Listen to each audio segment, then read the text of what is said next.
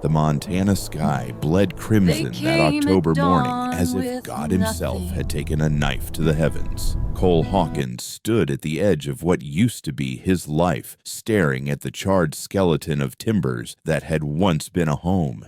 3 years. 3 years since that night, and still the smell of smoke haunted him like a ghost that refused to be laid to rest. The wind carried whispers through the valley, the same wind that had fed the flames that took everything. His hands, rough as bark and twice as weathered, gripped the fence post until his knuckles went white. 30 years old, and he'd already lived and died a lifetime. Should have been me, he muttered to the emptiness words he'd spoken every dawn since. The horses in the distant pasture lifted their heads at his voice, but even they had learned not to approach anymore. Cole Hawkins was a man who'd built walls higher than any fence on his ranch walls that kept the world out and the memories in. The morning ritual was always the same. Wake before dawn, check the eastern fence line where the old house had stood, then ride the perimeter like a sentinel, guarding against an enemy that had already won. Some folks in town called him the ghost of Hawkins Ranch. They weren't entirely wrong, but this morning was different. This morning, the universe had other plans. The sound came first, a crash like thunder, followed by the terrified screaming of horses. Not his horses. These sounds came from the main road beyond the ridge. Cole's body moved before his mind could protest muscle memory from his cavalry days taking over. He vaulted onto his mare Dusty and spurred her toward the commotion. What he found on that dusty road would change everything, though he didn't know it yet. The wagon lay on its side like a wounded animal, one wheel still spinning uselessly in the air. Two small figures huddled against the overturned vehicle, their cries piercing the morning air. But it was the woman sprawled motionless in the dirt that made Cole's heart stutter and stop. For a moment, just a moment, he saw Sarah lying there. Sarah with her golden hair spread like a halo. Sarah who'd begged him not to light the lamp that night. Sarah who'd died, calling his name through the smoke.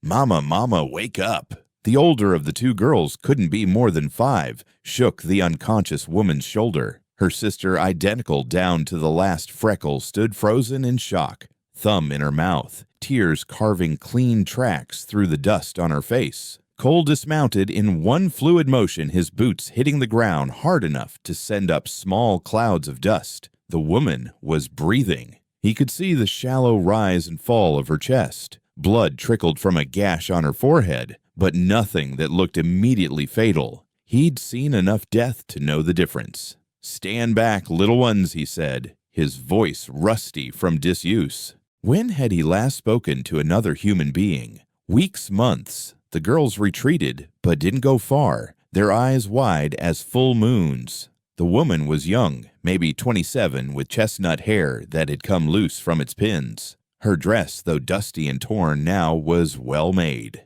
Eastern by the look of it. Not a rancher's wife. Her hands were calloused, but in different places than farm work would cause. There was something about the way she'd fallen protective, her body curved as if she'd tried to shield something even as she lost consciousness. That's when Cole saw it. The letter clutched in her right hand, the seal, unbroken but familiar, his brother's seal, Samuel's seal. The world tilted on its axis. "Samuel sent us," the braver of the two girls said, as if reading his thoughts.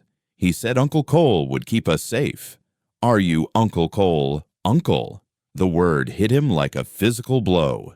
Samuel had been dead, 6 months killed at Gettysburg in a war Cole had wanted no part of. They'd parted in anger, Samuel calling him a coward for not enlisting Cole, calling him a fool for leaving the ranch when their parents were dying. Neither had apologized. Neither had gotten the chance. The woman stirred, a soft moan escaping her lips. Her eyes fluttered open, green as spring grass after rain, and focused on Cole with an intensity that made him want to step back. "You're Cole," she said. Not a question, but a statement. "You have Samuel's eyes." "Who are you?" His voice came out harsher than intended. "Margaret Sullivan." "Hawkins," she corrected herself, struggling to sit up. Samuel's widow. These are your nieces Lily and Rose. The morning sun climbed higher, casting long shadows across the overturned wagon and the four souls brought together by tragedy and circumstance. In the distance, a red-tailed hawk circled lazily, riding the thermals up toward the clouds. Cole had always believed in signs, omens written in the flight of birds and the turning of seasons, but he'd stopped looking for them after the fire. Now, as he helped this stranger who was somehow family to her feet, as the two little girls grabbed onto his legs like he was an anchor in a storm, Cole felt something shift in his chest. A door, long rusted shut, creaked open just a crack, letting in a sliver of light he'd forgotten existed. "The letter," Margaret said, pressing the envelope into his hands. "Samuel said you'd understand once you read it. He said you'd help us." Cole stared at his brother's handwriting on the envelope, his name written in Samuel's careful script, the way he'd signed his school papers when they were boys. Before the war, before the fire, before everything went to hell. "We should get you to the house," he said, pocketing the letter unread. "That cut needs tending."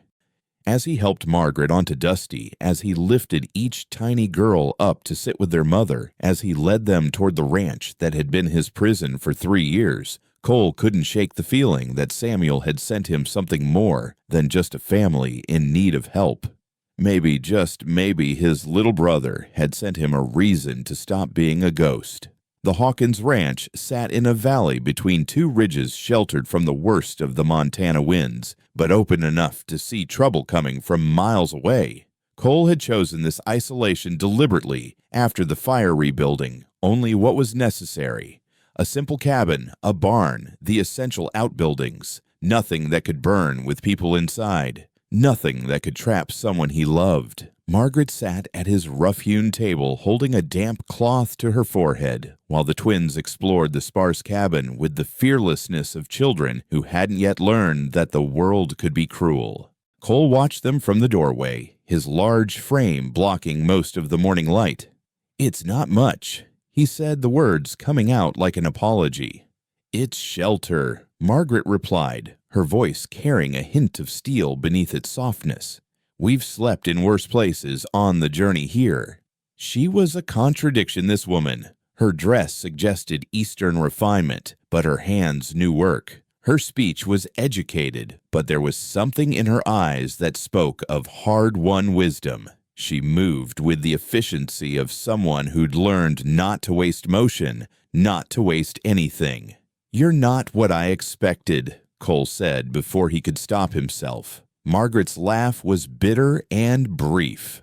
"What did you expect, a helpless widow prostrating herself for charity?" She stood swaying slightly, then steadied herself against the table. "I was a battlefield nurse, Mr. Hawkins. I've held dying men's hands, sewn wounds by candlelight, and amputated limbs with nothing but whiskey for anesthetic. I didn't come here to be rescued. I came because Samuel said you were the only family he trusted." "Samuel didn't trust anyone," Cole countered, "especially not me." "You're wrong." Margaret reached into her travel bag, pulling out a small leather journal. "He wrote about you constantly. Shall I read you what he wrote 3 days before Gettysburg?" Cole turned away. "No need." But Margaret read anyway, her voice steady and clear. "Cole will hate me for dying. He hates everything that takes people away from the land, away from what matters. But he's wrong about one thing. I didn't leave because I didn't care about the ranch. I left because I knew he cared more. It was always meant to be his. I was just too proud to say it, and now it's too late." The silence that followed was heavy as a stone. Outside, one of the girls, Lily, Cole thought, had found a stick and was drawing patterns in the dust. Her sister Rose watched from the porch steps, still sucking her thumb, still silent. "They haven't been the same since Samuel died," Margaret said, following his gaze. "Lily talks enough for both of them now, but Rose hasn't spoken a word in 6 months." "Grief takes people different ways," Cole said, knowing it too well. "Is that why you live out here alone?" "Grief." Cole's jaw tightened. "You ask a lot of questions for someone who just met me." I'm entrusting my daughters to you. I think I'm entitled to a few questions." Margaret stood straighter, despite the obvious pain from her injuries. "Samuel said you lost your wife and son in a fire. Said it broke something in you that never healed right. Samuel talked too much. He said the same about you once upon a time. Before." Margaret moved to the window, watching her daughters. "He said you used to laugh loud enough to scare the ravens off the fence posts. Said you could charm a horse out of running and a woman out of her good sense." "That man's dead," Cole said flatly. "No," Margaret said, turning to face him. "That man's scared. There's a difference." Before Cole could respond, Lily burst through the door, her face bright with excitement. "Uncle Cole, there's horses. So many horses. Can I pet them? Can I ride them? Mama says I'm too little, but I'm not. I'm 5 whole years old." The child's enthusiasm was like a foreign language Cole had forgotten he once spoke. He found himself nodding before his brain could form an objection. "The bay mare's gentle. Name's Buttercup. Stupid name for a ranch horse, but—" He trailed off, realizing he was about to tell a story about Sarah naming the horse, about how she'd insisted every animal needed a pretty name to balance out the hard life. "But what?" Lily asked, bouncing on her toes. "But she seems to like it," Cole finished lamely. Margaret touched his arm gently. "Thank you," she whispered. "She hasn't been excited about anything since Papa went to heaven," Lily finished matter-of-factly. "But Mama says he's watching us, making sure we're safe. That's why he sent us to you, Uncle Cole. You're supposed to keep us safe until Papa can do it again." The child's simple faith was a knife between Cole's ribs. He'd stopped believing in heaven the night he'd pulled Sarah's body from the burning house, the night he'd screamed at God until his throat bled. But looking at this little girl with Samuel's eyes and her mother's determination, he couldn't bring himself to voice his doubts. "Let's go see about that horse," he said instead. The barn was the only building Cole had reconstructed with care after the fire. Horses needed proper shelter, needed to feel secure. He'd rebuilt it bigger than before with wide doors at both ends. Multiple exits, always multiple exits now. The smell of hay and horse sweat and leather was the only perfume that didn't remind him of death. Buttercup nickered softly as they approached, her ears pricked forward with interest. Lily approached fearlessly, her small hand extended flat like she'd been taught. Even Rose crept closer, her eyes wide with wonder. "She's beautiful," Margaret said, but she wasn't looking at the horse. She was watching her daughters, seeing them engaged with the world for the first time in months. "Your husband," Cole started, then corrected himself. "Samuel. He mentioned debts. Trouble. That why you came all this way?" Margaret's expression darkened. "There's a man, Blackwood. He served with Samuel, claimed Samuel owed him money. But it was more than that. She paused, glancing at her daughters, then lowered her voice. "He wanted me to marry him, said it would clear the debt. When I refused, he got violent. That's when I knew we had to leave." "How much does he claim Samuel owed?" $500, more than I could ever repay, even if I believed the debt was real. Margaret's hand unconsciously went to her throat, where Cole now noticed faint bruising. "He said he'd take it out of my hide one way or another." Cole's hands clenched into fists. "He put hands on you." "Once. I made sure he wouldn't get a second chance. We left that night, took Samuel's horse, and what little we could carry." She gestured toward the overturned wagon. "Bought that wagon with the last of our money 3 towns back. Thought we'd made it safely. Then the axle broke this morning. And this Blackwood, he following you?" "I don't know. Maybe. Probably." Margaret's composure finally cracked slightly. "I didn't know where else to go. Samuel always said if anything happened to find you, said you'd know what to do." Cole watched Lily showing Rose how to properly brush Buttercup's mane, their identical faces, serious with concentration. These children, his brother's children, were now in danger because of debts that might not even be real. The old Cole would have ridden out immediately, found this Blackwood, and settled things with fists or guns. But the old Cole had gotten his family killed by being reckless. "You'll stay here," he said finally. "All of you, until we figure this out. We can't impose." "It's not imposing. This ranch is half Samuel's by rights. His daughters have a claim to it." Cole turned to face Margaret directly. "And if this Blackwood shows up here, he'll find out a Montana justice is different from wherever you came from." Margaret's eyes filled with tears she refused to let fall. "I can work. I can cook clean, help with the horses. I'm also trained in medical care. The nearest doctor is 50 miles away. I could help the community earn our keep." "We'll figure it out," Cole said, uncomfortable with her gratitude. "For now, let's get your belongings from the wagon, get you properly settled." As they walked back toward the overturned wagon, Lily ran ahead, while Rose stayed close to her mother, one small hand clutching Margaret's skirt. The morning sun was climbing higher, burning off the early chill. In the distance, the mountains stood like sentinels, purple-blue against the endless sky. "I need to ask you something," Margaret said suddenly. "Something important." Cole waited. "The fire that killed your wife and son. Samuel said it was an accident, but the way he said it." She trailed off. "What are you asking?" "I'm asking if you blame yourself. Because if you do, if you're punishing yourself out here, then I need to know. I can't have my girls around someone who's given up on living.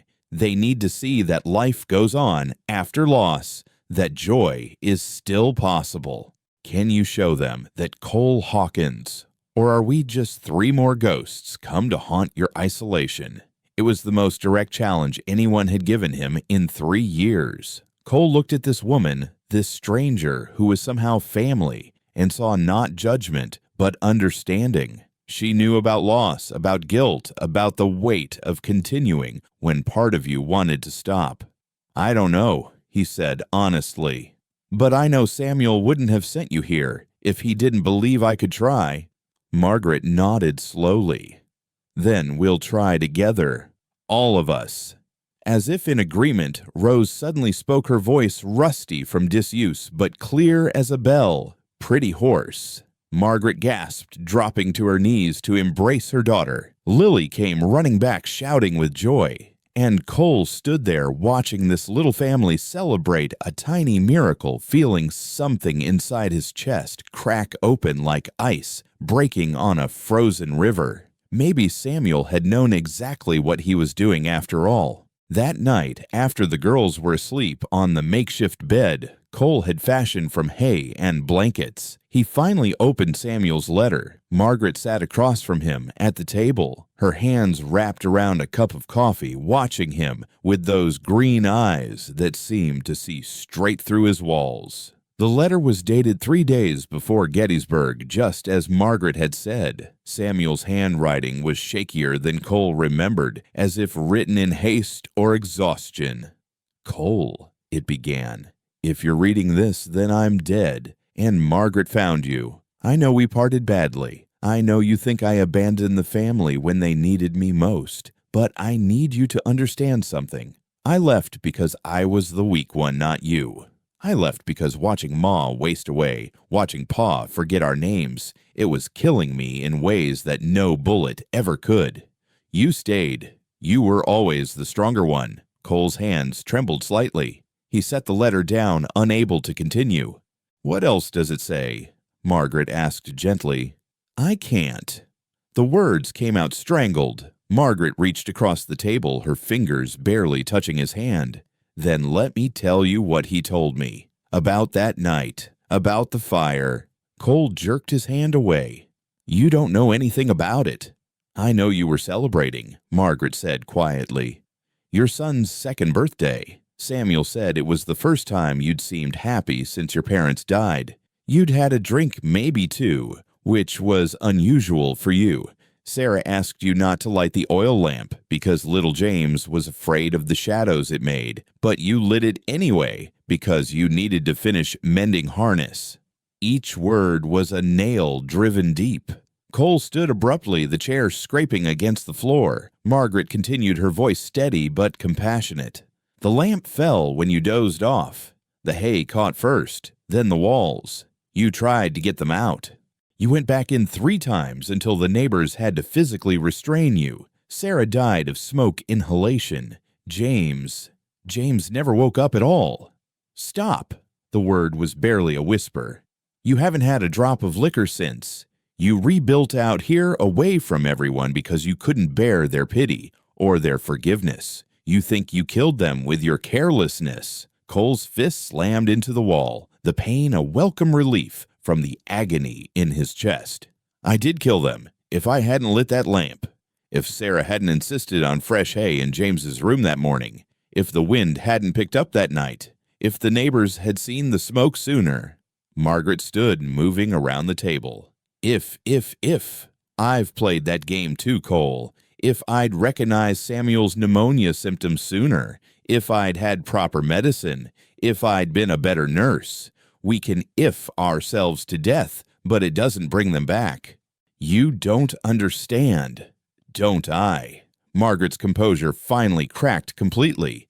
You think you're the only one carrying ghosts. Let me tell you about battlefield nursing, Mr. Hawkins. Let me tell you about choosing which men to save and which to let die, because there isn't enough morphine, aren't enough bandages, aren't enough hours in the day. Let me tell you about holding 18-year-old boys while they cry for their mothers, knowing that nothing you do will stop the bleeding.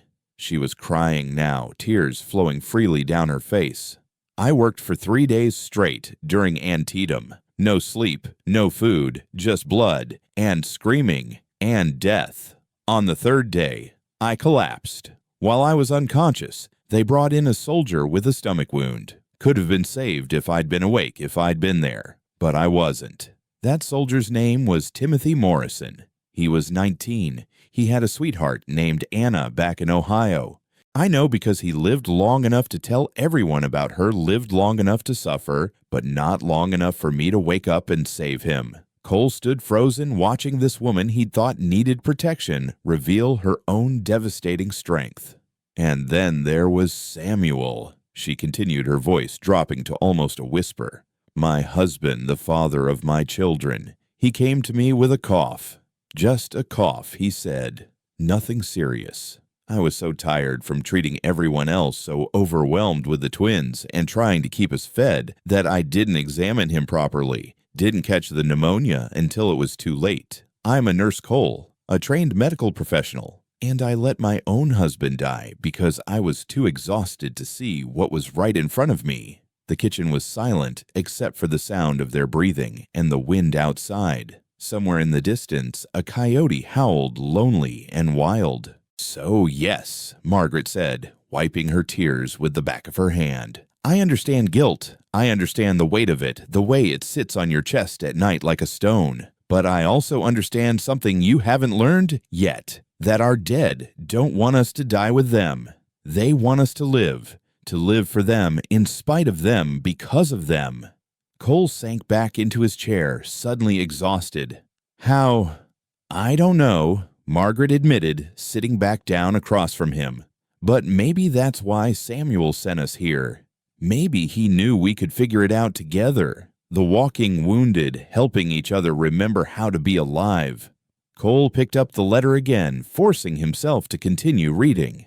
I'm leaving you my greatest treasures, brother, my girls and my Margaret. Not because you owe me anything, but because I know that taking care of them will force you to forgive yourself. You always were better when you had someone to protect. Remember when we were boys, and that mountain cat came after the chickens.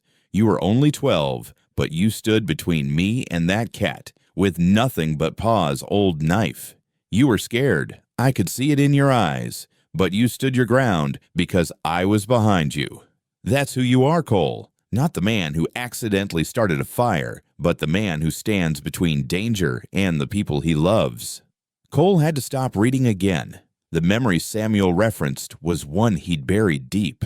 He could still feel the weight of that knife in his young hand, still see the mountain cat's yellow eyes, still remember the terror that had turned his legs to water. But Samuel was right. He'd stood his ground. The cat had eventually slunk away, unwilling to challenge even a frightened boy defending his brother. "There's something else in the letter," Margaret said. "Something about Blackwood." Cole looked down, finding the passage she meant. "Blackwood is dangerous, but not in the way you'd think. He's not after money. He never was. He wants Margaret because she reminds him of someone he lost in the war. He's broken in the head, Cole. The war broke something in him that won't heal right. He fixates on things, on people. If he comes for them, don't try to reason with him. Don't try to pay him off. Stop him, whatever it takes. I'm counting on you to do what I couldn't. Keep them safe." The fire in the stove had burned low, casting dancing shadows on the walls. Cole found himself watching them, remembering another fire, other shadows. But for the first time in 3 years, the memory didn't send him reaching for the door, didn't make him need to escape into the cold night air. "Tell me about them," he said suddenly. "Sarah and James. Tell me about your family before." Margaret looked surprised but pleased. "Sarah was the most stubborn woman I ever met. When she decided something mountain couldn't move her, she laughed at the strangest things. Once saw her in tears of laughter watching a chicken chase a grasshopper. And James." She smiled softly. "James was pure sunshine. Never met a stranger, that boy. Would walk right up to the roughest-looking cowboy and ask to see his horse. Had your eyes, actually. That same shade of gray like storm clouds." "You're Samuel," Cole said, finding he could say his brother's name without it cutting quite so deep. "He was like that as a boy. Fearless. Stupid sometimes, but fearless. Once tried to ride a bull because someone dared him. Broke his arm in 2 places and laughed the whole time Ma was setting it." They traded stories as the night deepened, painting portraits of the dead, with words bringing them briefly back to life in the space between memory and loss. Margaret told him about meeting Samuel at a dance, how he'd stepped on her feet 3 times before she finally agreed to teach him proper steps. Cole told her about Sarah's fear of thunderstorms, how she'd hide under the blankets and make him tell her stories until the thunder passed. "Rose hasn't spoken since the funeral," Margaret said, eventually glancing toward where her daughters slept. "The doctor said it was trauma that she'd speak when she felt safe again. Today was the first time." "She feels safe here," Cole said, surprised to realize it was true. "Animals know these things, horses especially. If Buttercup trusts her, that means something." "Do you feel safe here?" Margaret asked, and Cole understood she wasn't talking about physical safety. "I did once. Then for a long time I didn't feel anything at all. Just empty. Like a house with nobody living in it. And now," Cole considered the question, "now there are people sleeping in my home, children's voices in my barn, coffee brewing that I didn't make. He struggled for words. "It's like someone opened windows in a house that's been shuttered too long. The air is moving again." Margaret smiled, and it transformed her face from merely pretty to genuinely beautiful. "Samuel was right. You're still in there, the man he described. Buried, maybe, but not dead." "We're all buried," Cole said. "Question is whether we're willing to dig ourselves out." A small voice interrupted them. Rose stood in the doorway, her nightgown ghostly in the dim light, her thumb in her mouth. "Bad dream?" Margaret asked, starting to rise. But Rose surprised them both by walking past her mother and climbing into Cole's lap. She weighed nothing, this little girl light as a bird. She curled against his chest and spoke her second sentence of the day. "Uncle Cole keeps the monsters away." Cole's arms came around her, automatically protective, and he felt something inside him break. Not the violent shattering of that night 3 years ago, but a gentler breaking, like ice melting under spring sun. He looked over Rose's head at Margaret, who was watching them with tears in her eyes again. But these were different tears. "Yes," Margaret whispered, though he hadn't asked anything. "This is why Samuel sent us here. Not for you to save us, but for us to save each other." Outside, the coyote howled again, but it sounded less lonely this time. Or maybe it was just that the loneliness didn't echo quite as deeply in Cole's chest. He held his brother's daughter, this little girl, who somehow trusted him to keep her safe, and made a decision. He would read the rest of Samuel's letter tomorrow. He would face whatever came with Blackwood. He would try to be the man his brother believed he still was, the man these three souls needed him to be. For tonight, though, he would just sit here, holding a traumatized little girl who believed he could keep the monsters away, and try to believe it himself. The morning after Rose's nightmare, Cole woke to find Margaret already up tending to a small fire outside where she'd set up a makeshift medical station. A line of people had formed. Ranch hands from neighboring spreads, their families, even old Martha Jenkins from 10 miles east. News traveled fast in Montana territory, especially news of a trained nurse. "Shoulder's been aching something fierce since spring," Tom Brennan was saying as Margaret examined his range of motion. Doc in Billings said it was nothing but... "It's not nothing," Margaret said firmly. "You've torn something here. See how it catches when you rotate. I can show you exercises to strengthen it, but you need to stop compensating with your back, or you'll throw that out too." Cole watched from the doorway, coffee in hand, as she worked. Her hands were gentle but sure, her manner professional yet warm. She'd transformed from the frightened woman he'd found on the road into someone with purpose, with skill. The twins played nearby, Lily chattering to anyone who would listen, while Rose silently braided grass into increasingly complex patterns. "Your missus is a godsend," Tom said to Cole as he passed. "Been needing proper medical attention out here for years." Cole didn't correct the assumption about Margaret being his wife. It would raise too many questions, invite too much speculation, let people think what they wanted. It was nearly noon when the riders appeared on the horizon, 3 of them moving with military precision despite their civilian clothes. Cole recognized the formation immediately. Point man, flankers. These weren't random travelers. "Take the girls inside," he told Margaret quietly. She looked up from bandaging a child's scraped knee, saw his expression, and didn't argue. The lead rider was tall, lean with the kind of face that might have been handsome before something carved all the softness out of it. His eyes were pale blue, almost colorless, and they fixed on Cole with an intensity that raised hackles along his spine. This had to be Blackwood. "You'd be Cole Hawkins," the man said without preamble. It wasn't a question. "I am, and you're on my land." Blackwood smiled, but it didn't touch those empty eyes. "Just following what's mine. Mrs. Hawkins, excuse me, Mrs. Sullivan, has something that belongs to me." "The lady's name is Hawkins," Cole said evenly. "And she doesn't have anything of yours." "Now that's where you're wrong." Blackwood dismounted with fluid grace, his hand resting casually on his sidearm. "Samuel Hawkins owed me $500. Died before he could pay it. Debt passes to the widow." "You have proof of this debt." Blackwood pulled out a paper from his coat. "IOU signed by Samuel himself. Even has a witness signature." Cole examined the document. The signature did look like Samuel's, but something felt off. The date was wrong. It claimed to be signed in May, but Samuel's unit hadn't been in that location in May. Cole had followed the war news obsessively, knew his brother's movements better than Samuel probably realized. "This is forged," Cole said flatly. Blackwood's expression didn't change. "That's a serious accusation." "It's a statement of fact. Samuel's unit was in Virginia in May, not Tennessee, where this claims to be signed. You want to try again with the truth." The 2 flankers shifted uneasily. Blackwood's smile widened, became something genuinely unsettling. "Truth is subjective, Mr. Hawkins, but let me offer you a different truth. Your brother was a coward who got half his unit killed with bad intelligence. He owes me more than money. He owes me blood. Get off my land." "Not without what I came for."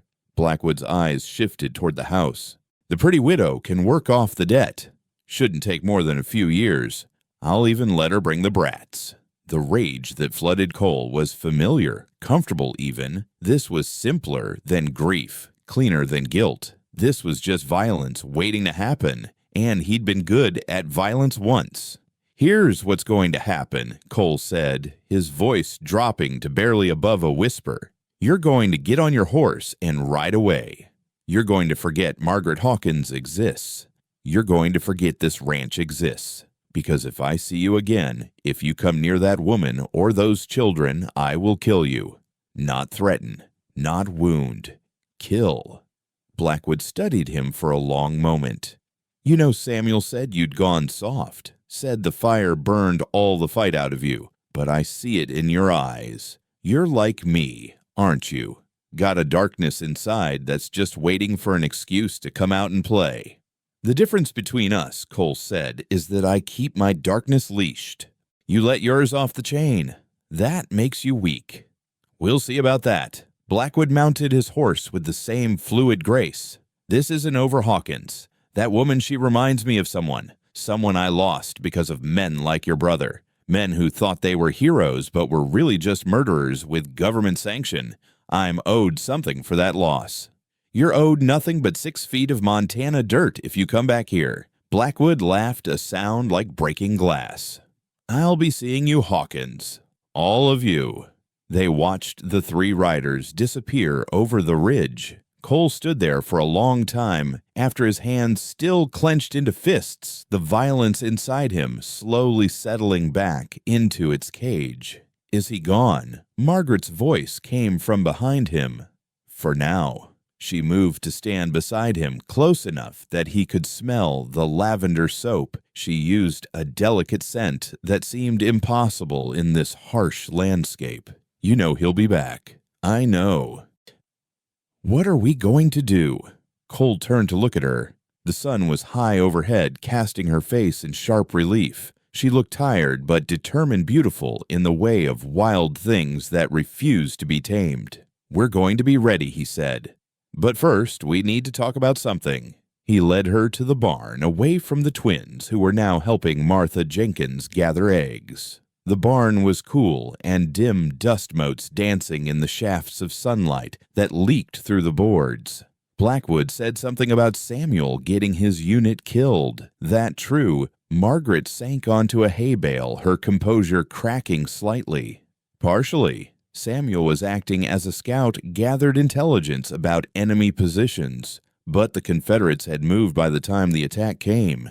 17 men died in the ambush." She looked up at him. "Samuel blamed himself. Started drinking heavily after that. That's when Blackwood attached himself to us, claimed Samuel owed him for cards, for drinks, for everything. But I think Blackwood lost someone in that ambush. A brother maybe, or a close friend.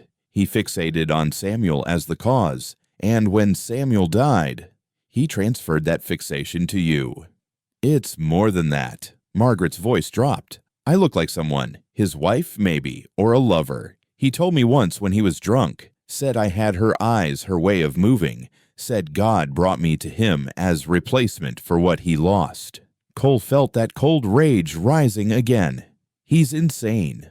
"He's damaged," Margaret corrected. "The war broke something in him that can't be fixed. I've seen it in other soldiers, that 1,000-yard stare, that disconnection from reality. But in Blackwood, it manifested as obsession. He genuinely believes he's owed something by the universe, and he's decided I'm the payment. Over my dead body." Margaret stood, crossing to him. "That's what I'm afraid of." She reached up her fingers, barely grazing his jaw. "I've brought danger to your door. Maybe we should leave, find somewhere else." "No." The word came out harsher than intended. Cole caught her hand, held it against his face. "You're not running anymore. Neither am I." The moment stretched between them, charged with possibility. Margaret's green eyes searched his face, looking for something, reassurance perhaps, or maybe permission. Cole didn't know who moved first, but suddenly she was in his arms, her lips on his, and the world narrowed to just this, the taste of her, the feel of her body against his, the way she sighed into his mouth like she'd been holding her breath for years. When they finally broke apart, both breathing hard, Margaret's cheeks were flushed and her eyes bright. "This is complicated," she whispered. "Everything worth doing is complicated," Cole replied, surprising himself with the truth of it. "Uncle Cole." Lily's voice rang out from outside. "There's a man here with a hurt horse." They stepped apart, the spell broken but not forgotten. Cole could still feel the warmth of her, still taste the coffee and honey she'd had for breakfast. The man with the hurt horse turned out to be Sheriff Watson from the county seat, his mount limping badly from a thrown shoe and a nasty gash on the foreleg. "Heard there was a nurse out this way," Watson said, eyeing Margaret with interest. "Didn't expect to find Cole Hawkins playing host to a family." "My brother's widow," Cole explained curtly. "The horse needs attention." Margaret was already examining the wound, her professional demeanor sliding back into place like armor. "It's deep but clean. No tendon damage. I can stitch it, but he'll need rest for at least a week." "Much obliged, ma'am." Watson turned to Cole. "Had 3 men come through town yesterday, military bearing, asking questions about a woman and 2 girls. Thought you should know." "Blackwood," Cole said. "He's already been here." Watson's expression sharpened. "Josiah Blackwood. That Blackwood. You know him." "Know of him. Man's wanted in 3 territories for various crimes. Nothing ever sticks, though. Witnesses tend to disappear or suddenly forget what they saw." Watson accepted the cup of water Lily brought him with a smile. "If he's sniffing around here, you've got trouble. We can handle it." "No doubt. But Cole—" Watson lowered his voice. "The man's dangerous in ways that go beyond regular dangerous. Heard stories from the war, things he did to prisoners, to civilians. He likes to break things, especially beautiful things. You understand what I'm saying?" Cole's jaw tightened. "I understand." "Good. I'll spread the word to some of the other ranchers. Blackwood might think twice if he knows the whole valley's watching." After Watson left on a borrowed horse, leaving his injured mount in Margaret's care, Cole found himself watching her work. She moved with economy and grace, her hands gentle on the animal's wound, her voice soothing as she worked. The twins helped fetching supplies and holding things as directed. They worked as a unit, a family, and Cole felt that ache again, not for what he'd lost, but for what he'd never allowed himself to want again. That evening, as the sun painted the sky in shades of rose and gold that seemed impossibly beautiful, Cole made a decision. He found Margaret sitting on the porch, watching the twins chase fireflies in the gathering dusk. "I need to teach you to shoot," he said without preamble. She looked up at him, unsurprised. "I know how to shoot. I'm just not very good at it." "Then we'll make you better, and the girls they need to know how to hide, how to run, if necessary. This ranch has hiding places, escape routes, things I built after—" He trailed off. "After the fire," Margaret finished, "because you never wanted to be trapped again." "Something like that." She stood, moving close enough that he could feel the warmth radiating from her body. "We're going to survive this, aren't we, all of us?" Cole wanted to make promises, wanted to swear that nothing would touch her or the girls. But he'd made such promises before to Sarah, and the universe had laughed at his hubris. "We're going to try," he said instead. "And we're going to be smart about it. Blackwood thinks he's hunting a helpless widow and a broken man. He's wrong on both counts." Margaret smiled, then fierce and beautiful. "No, he's hunting a family, and families protect their own." As if in response to her words, Rose appeared at Cole's side, slipping her small hand into his. She didn't speak, but her presence said everything necessary. Lily bounded up the steps, laughing and breathless from chasing fireflies, throwing her arms around her mother's waist. Standing there in the dying light, surrounded by these 3 souls, who'd somehow become his responsibility, his purpose, Cole felt something fundamental shift inside him. The guilt was still there, might always be there, but alongside it now was something else. Determination, purpose, and maybe, just maybe, the first stirrings of hope. Blackwood would come back. Of that, Cole was certain, but when he did, he wouldn't find victims waiting for him. He'd find a family forged in loss but tempered by love, ready to fight for their chance at happiness. The first stars were beginning to appear in the darkening sky. Cole remembered his father pointing out the constellations, telling him that some stars were actually two stars orbiting each other so close they looked like one light from Earth. Binary stars, his father had called them, bound together by forces stronger than the darkness trying to separate them. Looking at Margaret in the fading light, feeling Rose's trusting hand in his hearing, Lily's bright laughter, Cole understood what his father had meant. Sometimes broken people find each other in the darkness, and together they create their own light. "Tell us a story, Uncle Cole," Lily demanded, settling on the porch steps. "A true story about Papa when he was little." And so, as night settled over the Montana Valley, Cole began to speak, weaving memory and love into words, building bridges between the living and the dead, between the past and a future that suddenly seemed possible. The decision came 3 weeks after Blackwood's visit, on a morning when the frost painted the grass silver and the air was sharp enough to cut. Cole had been up since before dawn, checking the perimeter, as had become his habit, when he found the symbol carved into the gatepost, a crude drawing of a bird with broken wings. Margaret knew something was wrong the moment he walked into the kitchen. She set down the bread she'd been kneading flour, still dusting her hands. "What is it?"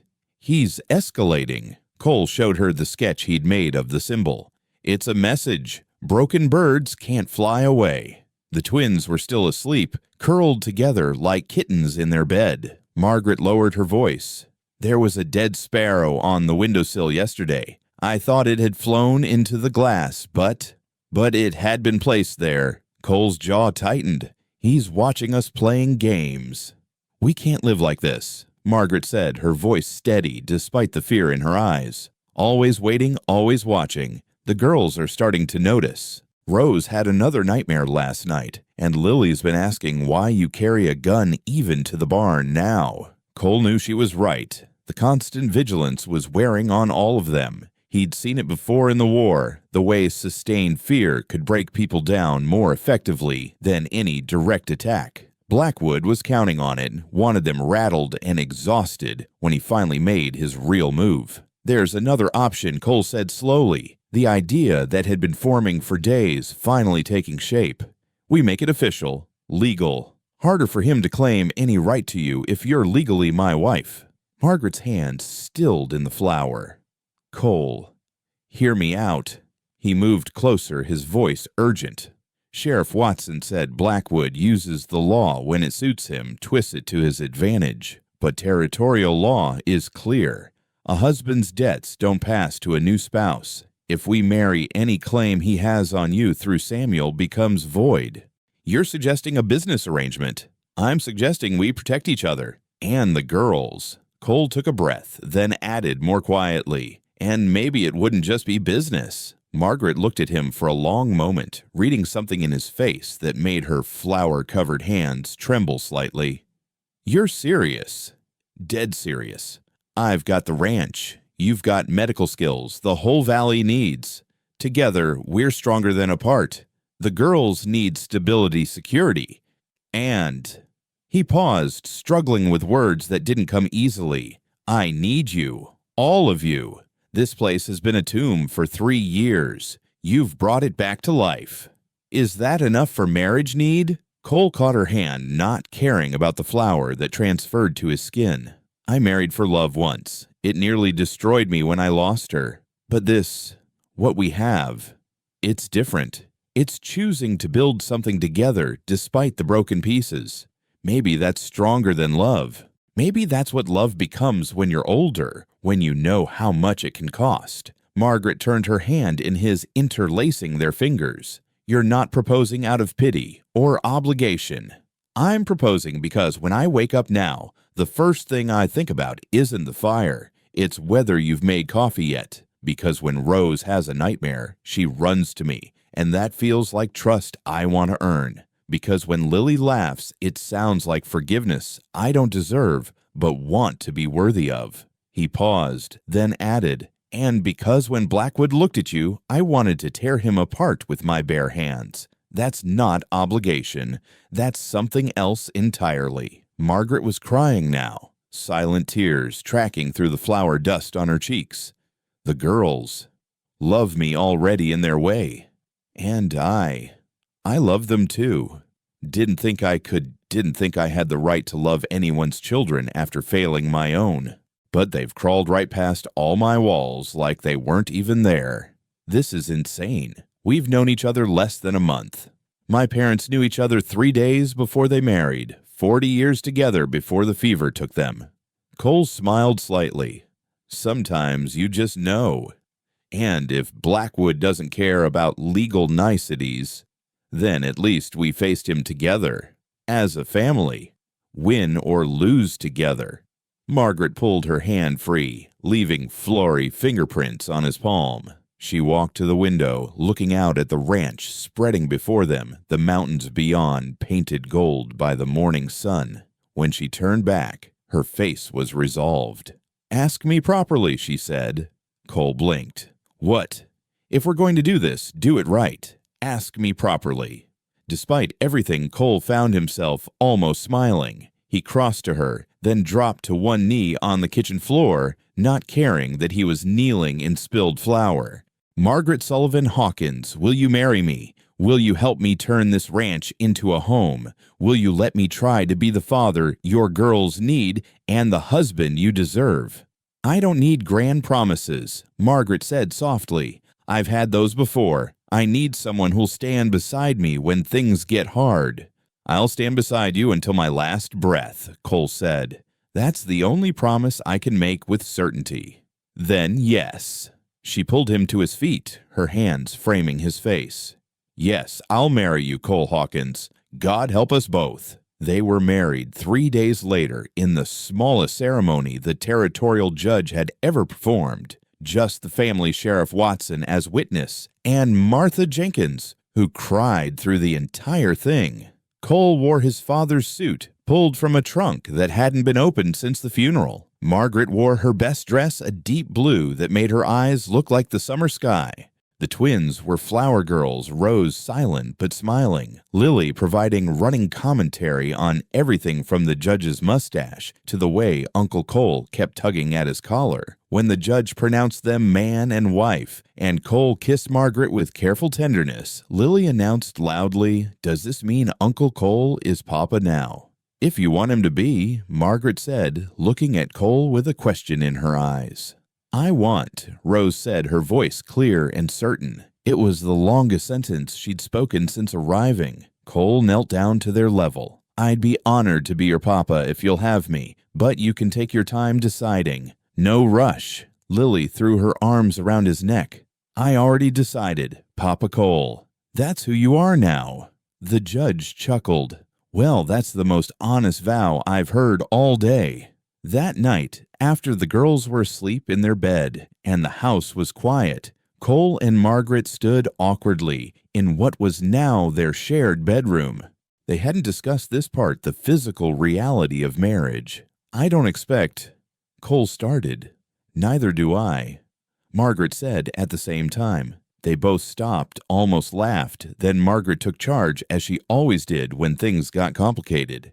"We're married. That means what we decide, it means no more and no less. For now, I'd just like to not be alone. Is that enough?"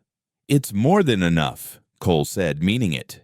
They lay beside each other in the dark, not touching, but aware of every breath, every shift of weight on the mattress. It was Margaret who finally broke the careful distance, rolling onto her side and resting her head on his shoulder. Cole's arm came around her automatically, and they lay like that, learning the rhythm of each other's breathing. "Tell me about the hiding places," Margaret said into the darkness. "The ones you built after the fire." Cole was quiet for so long she thought he wouldn't answer. Then, "Root cellar has a false wall. Leads to a tunnel that comes out by the creek. Barn has a hidden loft invisible from below. There's supplies cached in both places. Food, water, ammunition. And there's a bell in the kitchen, rings in the barn. 3 rings means hide. 4 means run." "You've thought of everything." "I've thought of everything I could think of. But fear makes you miss things, makes you blind to possibilities. That's why I needed you to know. In case I'm not here when you'll be here, Margaret interrupted firmly. We're not planning for you to not be here. Still, the girls should know too. Make it a game, maybe. Practice runs. Margaret was quiet for a moment. Do you really think it'll come to that? I think Blackwood is a man who's lost his anchor to reality. He sees you as something owed to him by the universe. Men like that don't stop until they're stopped. Then we'll stop him.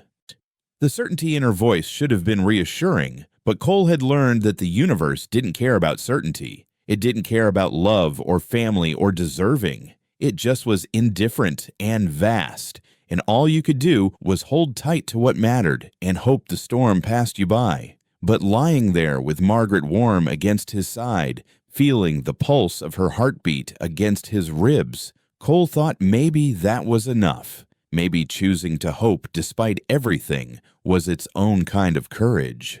Maybe building a family from broken pieces was its own kind of faith. 2 days after the wedding, they found the first dead cattle. 3 cows' throats cut, arranged in a deliberate pattern that looked almost like an arrow pointing toward the house. The blood was still fresh when Cole found them on his morning rounds. He didn't tell Margaret about the message carved into the hide of the largest cow. Thieves get what thieves deserve. But he did increase his patrols, started teaching Margaret to shoot with deadly accuracy instead of just competence, and began planning for war, because war was coming. The only question was when and whether they'd be ready when it arrived. That night, as Margaret taught the girls a clapping game she'd learned as a child, their laughter filling the house with impossible lightness, Cole stood at the window keeping watch. The darkness beyond the glass could hide anything, anyone. But inside, in the circle of lamplight, his new family created their own small world of warmth and belonging. "Papa Cole," Lily called out, "come play with us." And despite everything, despite the danger lurking beyond their walls, Cole turned from the window and joined them. Because some things were worth the risk. Some things were worth fighting for. Some things were worth choosing even when you knew the price might be everything. The first morning as a married couple dawned cold and crystalline ice glazing every surface like nature's wedding gift. Cole woke to find Margaret already uprose, curled against his side where her mother had been. The little girl's trust still staggered him, the way she'd simply decided he was safe and acted accordingly. From the kitchen came the sound of Lily's chatter and Margaret's quiet responses, the rhythm of domestic life that still felt like a miracle. Cole eased out of bed, careful not to wake Rose, and padded to the doorway. Margaret stood at the stove, her hair still loose from sleep, teaching Lily how to flip pancakes. The girl stood on a wooden crate, her small hands covered by Margaret's as they wielded the spatula together. The morning light through the window caught them in a perfect tableau of ordinary grace. "Higher, Mama, we have to flip it higher," Lily insisted. "If we flip it any higher, it'll stick to the ceiling." Margaret laughed, and the sound went straight to Cole's chest. "Morning," he said, and they both turned. Lily's face lit up. "Papa Cole, we're making celebration pancakes because we're a real family now." The simple declaration undid something in him. That we are little one. Margaret's smile was softer, more complex. They were still learning how to be married, how to move around each other in this new configuration. Last night, they'd lain beside each other like teenagers, hyper-aware of every accidental touch. But there was promise in that awkwardness potential waiting to unfold. "Coffee's ready," Margaret said, gesturing to the pot.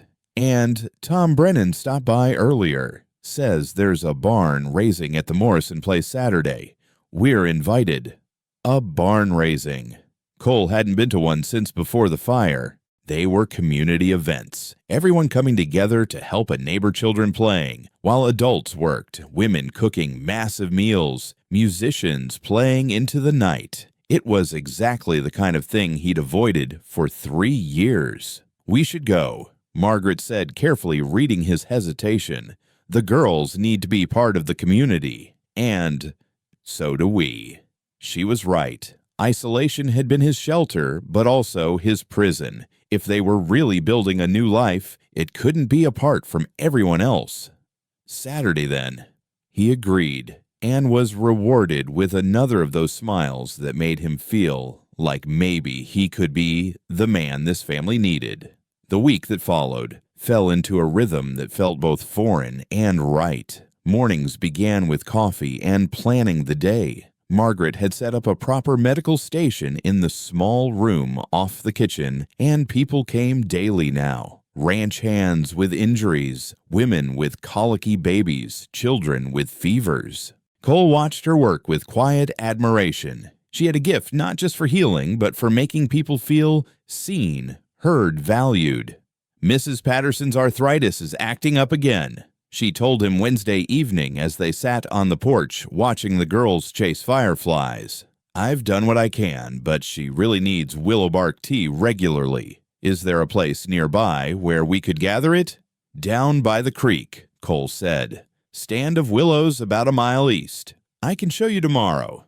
I'd like that. She paused, then added, Lily wants to learn to ride properly, not just sitting on a horse while you lead it, but really ride. She's young for it.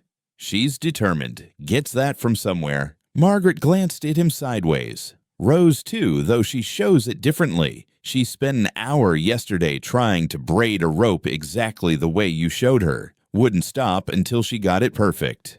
Stubborn's not always bad, Cole said. Sometimes it's the only thing that gets you through. Speaking from experience, every day since the fire has been about stubborn, getting up when I didn't want to, eating when food tasted like ash, keeping the ranch going when it felt pointless. He paused, then added quietly, until you came. Now it's not about stubborn anymore. Now it's about possibility. Margaret reached over, took his hand. Her fingers were small but strong, calloused from work, but gentle in their touch. We're building something good here, aren't we? We're trying. Thursday brought the first real test of their new arrangement. Cole had been in the barn teaching Lily the basics of saddling a horse when Rose came running, her face white with fear. Mama hurt, she gasped out. Blood. Cole ran Lily on his heels. He found Margaret in the medical room pressing a cloth to her own hand, blood seeping through despite the pressure. A broken medicine bottle lay scattered on the floor. It's fine, she said quickly, though her face was pale. Bottle slipped, caught my hand when I tried to catch it. It just needs stitching. You can't stitch your own hand. I've done it before. Not anymore. Cole took over applying pressure, his hand steady despite the way his heart raced. Tell me what to do. It was a strange reversal, Margaret instructing him through the process of cleaning and stitching the wound while he did the actual work. His hands, used to rough ranch work, had to find a different kind of precision. The girls watched from the doorway, Rose clutching Lily's hand. Almost done, he told them, tying off the last stitch. Mama's tough, tougher than any of us. Course she is, Lily said matter-of-factly. She's a Hawkins now. Hawkins are the toughest there is. Later, after the girls were in bed and Margaret's hand was properly bandaged, she found him still in the medical room cleaning up the broken glass. You did well, she said. Steady hands. I was terrified, he admitted. Seeing you hurt, bleeding. It brought back. But you didn't freeze. You didn't run. You helped. She moved closer, her unbandaged hand coming to rest on his chest. That's what matters. Not the fear, but what we do despite it. I can't lose anyone else. He said the words raw. I can't. You won't, she interrupted. We're not going anywhere, Cole. We're here to stay. Friday dawned with news that changed everything. Sheriff Watson arrived just after breakfast, his face grim. Blackwood's been busy, he said without preamble. Hired himself a fancy lawyer from Denver. He's filing legal claim against the estate of Samuel Hawkins. Says he has documentation witnesses. It's all fabricated, Margaret said.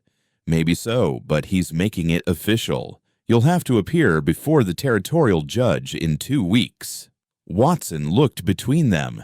The marriage helps, but he's claiming the debt predates it. Says Samuel put up collateral. Specifically, he's claiming Samuel wagered his family's future earnings against the debt. That's insane, Cole said. That's Blackwood. He knows the law, knows how to twist it. Watson accepted the coffee Margaret offered. But here's the interesting part. I did some digging. Blackwood's not his real name. It's Josiah Whitman. And Mrs. Hawkins, you were right. He had a wife, Sarah Whitman. She died at Antietam. Cole and Margaret exchanged glances. Sarah, the same name as Cole's first wife. She was a nurse, Watson continued. Died trying to save wounded soldiers when the field hospital came under artillery fire. Whitman was there, saw it happen. Man hasn't been right since. So he fixates on women who remind him of her, Margaret said quietly. Tries to reclaim what he lost. Seems that way. He's done this before in Kansas. Woman there had to flee the territory to escape him. Watson stood. I'll testify on your behalf at the hearing. But you need to be prepared. Blackwood, Whitman, he's smart, and he's obsessed. That makes him dangerous in ways that go beyond violence. That night, their last before the barn raising Cole found Margaret sitting by Rose's bed, stroking the sleeping child's hair. Lily was sprawled in her typical fashion arms and legs akimbo, but Rose slept curled tight, as if protecting herself even in dreams. They're so young, Margaret whispered. Too young to be caught up in this madness. We'll protect them. From a madman with legal documents and a twisted sense of justice. She looked up at him, fear finally showing through her composed facade. What if he wins Cole? What if the law sides with him? Then we run, take the girls, and disappear into the territories where no law reaches. You'd leave the ranch, your parents' land. Cole knelt beside her, taking her face in his hands. The ranch is just land and buildings. You three are home. Wherever you are, that's where I belong. She kissed him, then different from their careful wedding kiss. This was desperate and fierce, a claiming and a promise all at once. When they broke apart, both breathing hard, Margaret's eyes were bright with unshed tears. I chose well, she said, when I chose you. We chose each other, Cole corrected. And tomorrow at the barn raising, we show the whole community that we're a family. Let Blackwood see that we're not alone, not isolated. Let him see what he's really up against. Saturday dawned perfect and golden, the kind of autumn day that made you forget winter was coming. The girls were up at dawn, excited beyond measure about the barn raising. Lily had changed dresses 3 times while Rose had carefully braided her hair, the way Cole had taught her to braid rope precise and perfect. The Morrison ranch was bustling when they arrived. Wagons and horses, everywhere children running wild, the sound of hammers and saws already filling the air. Cole felt the weight of eyes on them as they climbed down from their wagon, the hermit rancher with his sudden family the subject of endless speculation. But then Martha Jenkins was there, gathering Margaret into a fierce hug. About time you made an honest man of him, she declared loudly enough for everyone to hear. Cole Hawkins has been alone too long. Tom Brennan clapped Cole on the shoulder. Good to see you back among the living, he said simply, and that was that. They were accepted, folded into the community, like they'd always belonged. Cole worked with the men raising walls and setting beams, his body remembering the rhythm of communal labor. Below, he could see Margaret with the women managing food preparation with her bandaged hand while keeping an eye on the twins. Lily had found a group of children to run with her laughter carrying over the noise of construction. Rose stayed closer to Margaret but was coaxed into a game of cat's cradle with the Jenkins granddaughter. Your girls are lovely, Ellen Morrison said, appearing at Cole's elbow during a water break. The little quiet one has your eyes. They're my brother's children, Cole said, then corrected himself. They're mine now. Family's what you make it, Ellen said pragmatically. Blood's just the starting point. As the sun reached its zenith, the barn's frame stood complete, a skeleton of hope against the sky. The call went out for lunch, and everyone gathered around long tables made of planks and sawhorses. Cole found himself seated between his daughters Margaret across from him, and for a moment everything felt perfect and right. Then he saw the rider on the ridge, just sitting there watching. Too far to make out features, but Cole knew. Blackwood, making his presence known, reminding them that even in this moment of community and joy, he was there, watching, waiting. "Papa Cole," Rose said quietly, and he realized she'd seen the rider too. "Bad man. Just someone passing by." He lied, but Rose's solemn eyes said she knew better. The rider stayed there through lunch, through the afternoon work, through the beginning of the evening dancing. A dark reminder that their new happiness was fragile, threatened. But as the sun set and the lanterns were lit, as Lily dragged him into a clumsy dance, while Margaret laughed and Rose clapped along, Cole made a decision. They would not let fear steal this from them. They would dance and laugh and build their life together. And if Blackwood wanted to watch from the shadows, let him see what he could never have. A real family bound by choice and love, rather than obsession and twisted law. "You're thinking too hard," Margaret said, appearing in his arms as the musicians struck up a slower tune. "Whatever it is, let it go for tonight." "How do you do that?" he asked. "Stay present when the wolf is literally at the door." "Because the wolf will be there tomorrow too," she said simply. "But this moment dancing with my husband while our daughters play, this is what we're fighting for. We can't let him take it from us before he's even tried." She was right, as she usually was. Cole pulled her closer, feeling the warmth of her, the reality of her. Around them, the community celebrated the raising of a barn, the continuation of life despite all hardships. And on the ridge, the rider finally turned and disappeared into the darkness. Let him go, Cole thought. Let him plan and scheme. We're building something stronger than his madness. We're building a family.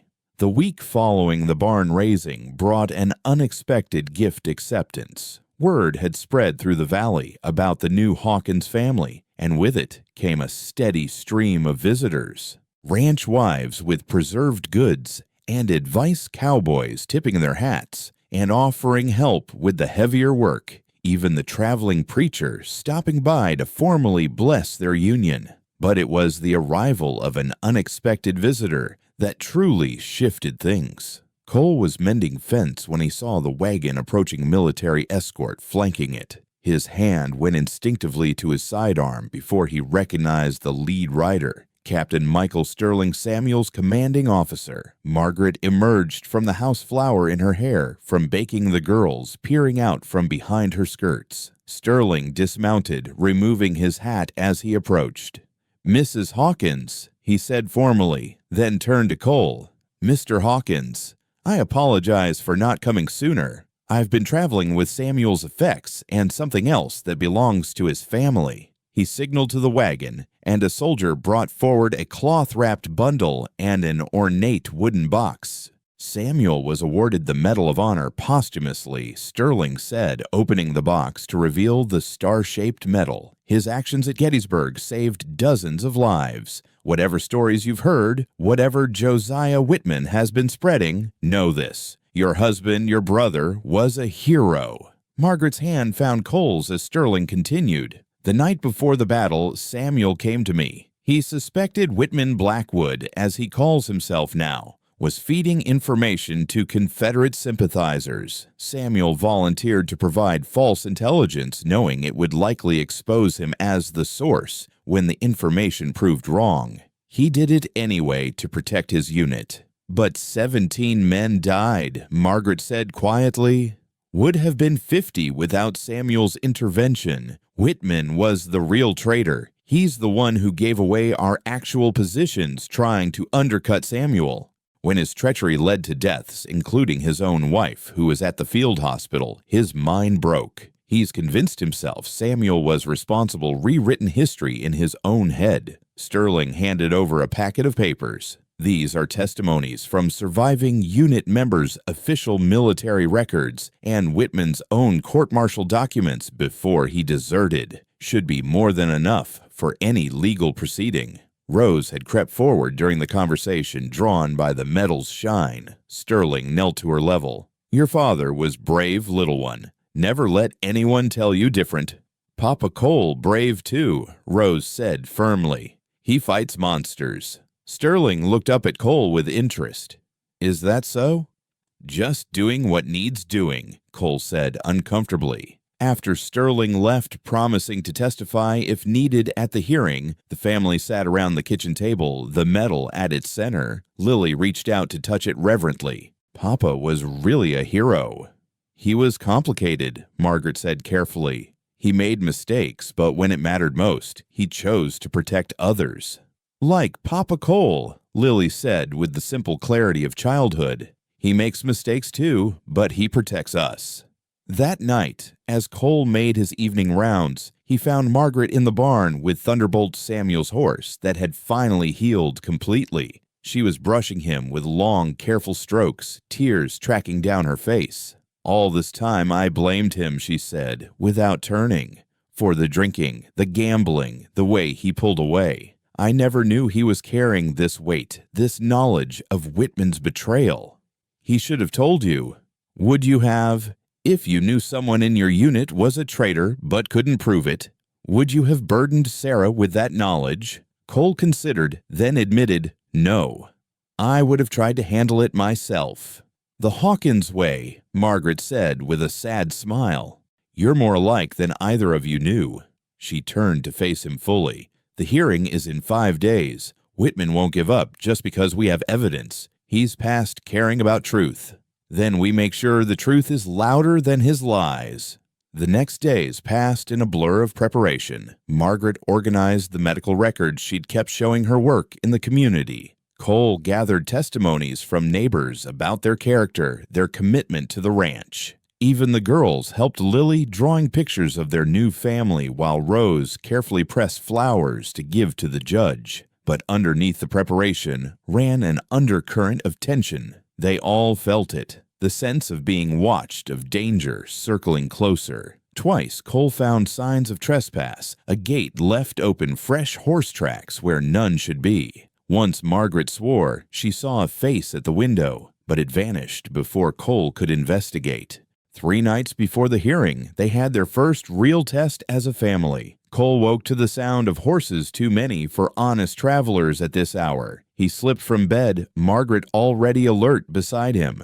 "Take the girls to the root cellar," he whispered. "Together," she countered. "We do this together." They moved quickly, silently. Cole carried Rose while Margaret guided Lily, both girls trained through their games to stay quiet during night emergencies. They'd just reached the kitchen when the pounding started on the door. "Hawkins, open up official business." It wasn't Whitman's voice. Cole peered through the window, 6 men badges glinting in the moonlight. Real law, or at least pretending to be. "Stay hidden," he told Margaret, then opened the door, keeping his body in the frame. "Evening officers, bit late for official business." "We have a warrant," the lead man said, producing a paper, "to search for stolen property allegedly hidden on these premises." Cole examined the warrant by lamplight. It looked official, but the judge's signature was wrong. He'd seen Judge Morrison's writing enough to know this was forged. "This warrant's fake," he said flatly. "And you're trespassing." The men shifted nervously. These weren't hardened criminals, just hired help, probably told they were serving real papers. "Now see here," the leader started. "No, you see." Cole's voice dropped to the dangerous register that had once made Confederate soldiers think twice. "You're going to turn around and ride out. You're going to tell Whitman his tricks won't work. And if any of you come back, I'll assume you mean harm to my family and act accordingly. You threatening officers of the law. I'm promising trespassers consequences. Your choice which you want to be." A small voice piped up from behind Cole. Lily had escaped Margaret's grasp, appearing at his side in her nightgown. "Papa Cole, why are these men being mean?" The sight of the child changed something in the atmosphere. Several of the officers shifted uncomfortably, clearly not having signed up to threaten children. "We're just leaving Little Miss," one of them said. "Seems there's been a misunderstanding." They rode off, but Cole knew this was just the beginning. Whitman was testing their defenses, looking for weakness. The next morning brought allies. Tom Brennan arrived with 5 other ranchers, all armed, all grim-faced. "Heard about last night," Tom said. "Man threatens one family, threatens us all. We're setting up a watch rotation until after the hearing. I can't ask you to."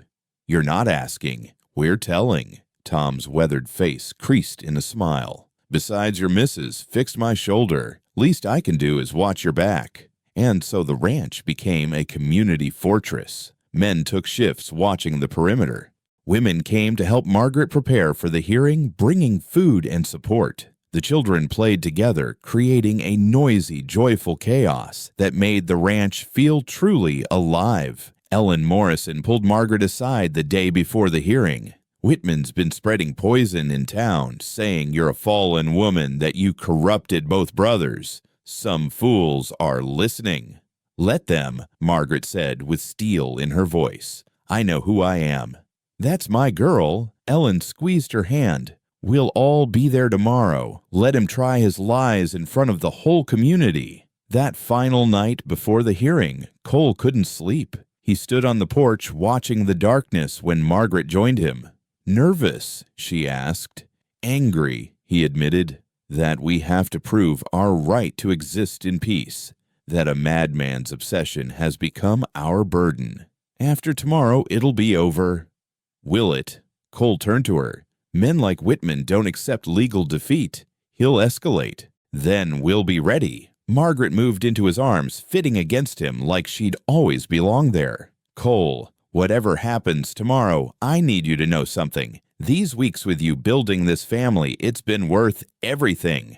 I'd choose this again, choose you again, even knowing the cost." "Don't talk like that. Like you're saying goodbye." "I'm saying thank you for giving me and the girls a home, a father, a chance at happiness." Cole pulled her closer, pressing his face into her hair. "You gave me back my life. Before you, I was just existing. Now I'm living." They stood there, holding each other in the darkness, while overhead the stars wheeled in their eternal dance. Inside, their daughters slept peacefully, trusting in their protection. Around them, their neighbors kept watch, the community closing ranks around one of their own. Tomorrow would bring the hearing, Whitman's twisted version of justice, and whatever came after. But tonight, they had this, each other, their children, their chosen family, their community standing guard. "Tell me a story," Margaret said quietly, "about this ranch, when it was new, when your parents were young." So Cole did his voice low and steady in the darkness. He told her about his father clearing the land, his mother planting the first garden, about the barn raising for the original barn, how the whole valley had come together just as they had for the Morrisons, about births and deaths, celebrations and sorrows, the rhythm of ranch life that connected past to present to future. "We're part of that now," Margaret murmured when he finished. "Part of the story of this place." "The best part," Cole agreed. In the distance, a coyote howled, but it didn't sound threatening. It sounded like the land itself bearing witness to their vigil, their love, their determination to survive whatever came. The morning of the hearing dawned gray and cloudy, matching everyone's mood.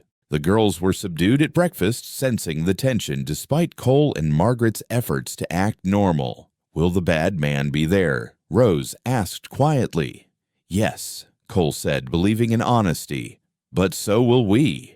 And we're stronger." "Because we're together," Lily added firmly. "Families are always stronger than bad men." They loaded into the wagon, their neighbors forming an honor guard around them. As they rode toward town, Cole saw more wagons joining them, more horses, more people. By the time they reached the courthouse, it seemed the entire valley had turned out. "Look at that," Margaret breathed. They all came. "Community takes care of its own," Martha Jenkins said from her wagon alongside theirs. "Whitman thinks you're alone. He's about to learn different." As they climbed the courthouse steps, Cole spotted Whitman standing with his lawyer and several rough-looking men. His pale eyes tracked Margaret with that unsettling intensity, but when he saw the crowd behind them, something flickered across his face. Uncertainty, perhaps, or rage at realizing his prey had protection. Judge Morrison, the real one, sat at the bench looking thoroughly irritated. This hearing is to determine the validity of certain claims against the estate of Samuel Hawkins. We'll have order and proper procedure, or I'll clear this courtroom. Whitman's lawyer stood smooth and oily. Your Honor, we have clear documentation of debt witnesses to the agreement, and— You have forgeries and lies, Margaret interrupted, standing. And we have proof. What followed was a legal battle that would be talked about in the valley for years. Captain Sterling's testimony devastated Whitman's claims. The military records showed him for what he was: a deserter and traitor. The forged documents were exposed by an expert the sheriff had brought from the capital. But it was Margaret herself who delivered the killing blow. Your Honor, she said, standing tall and proud, Mr. Whitman claims my husband owed him money, but I have here my husband's personal journal, which details Mr. Whitman's repeated attempts to borrow money from us, including this entry dated just days before my husband's death. She read aloud, Josiah came again today, drunk and rambling about Sarah. He seems to think Margaret is his dead wife reborn. I fear for my family's safety if anything happens to me. I've told Cole everything in my letter. He'll protect them. Whitman erupted, then, all pretense of sanity dropping away. She's mine. The universe owes me. You took her. All of you took her, and now— The sheriff and his deputies had to physically restrain him as he lunged toward Margaret. Cole moved to shield his family, but it was unnecessary. Whitman was subdued, dragged from the courtroom, screaming about destiny and debt and death. Judge Morrison's gavel cracked like thunder. Case dismissed, all claims denied, and Mr. Whitman is remanded for psychiatric evaluation and criminal charges. He looked at Cole and Margaret with something like kindness. Go home. Take care of your family. The law is done with you. But as they emerged from the courthouse, Cole saw Whitman being loaded into a prison wagon. Their eyes met across the crowd, and in Whitman's gaze was a promise. This isn't over. Cole pulled his family closer. Let him come. They were ready now. They had each other, their community, their truth. They were home. 3 weeks after the hearing, the storm came. Not the metaphorical storm Cole had been expecting.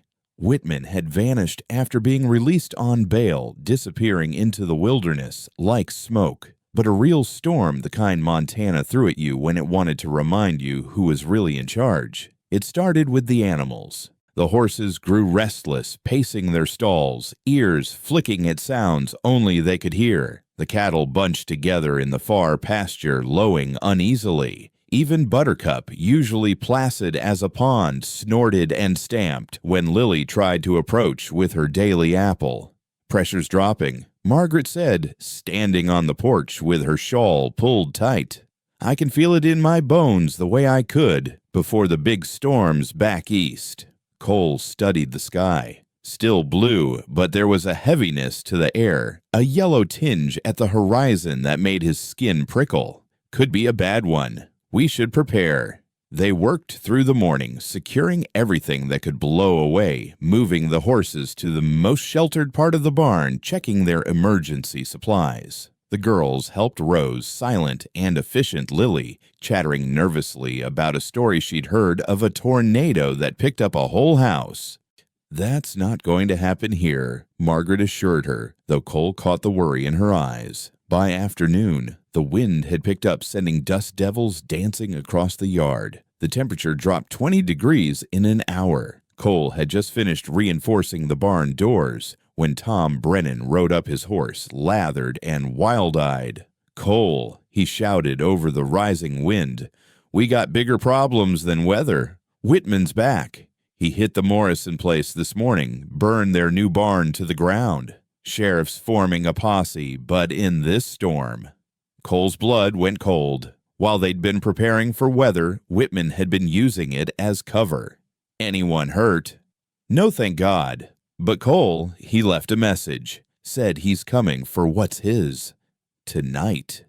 Margaret had emerged from the house, heard the last part. Her face was pale but determined.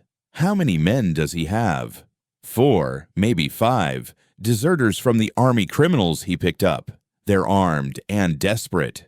Tom looked at the darkening sky. Storm's going to hit within the hour. Nobody can get here to help in time. Then we handle it ourselves, Cole said. Tom, can you take the girls, get them to safety? No. Lily ran to Cole, wrapping her arms around his legs. We stay together. Families stay together. Rose joined her sister, silent but equally determined. Margaret knelt beside them.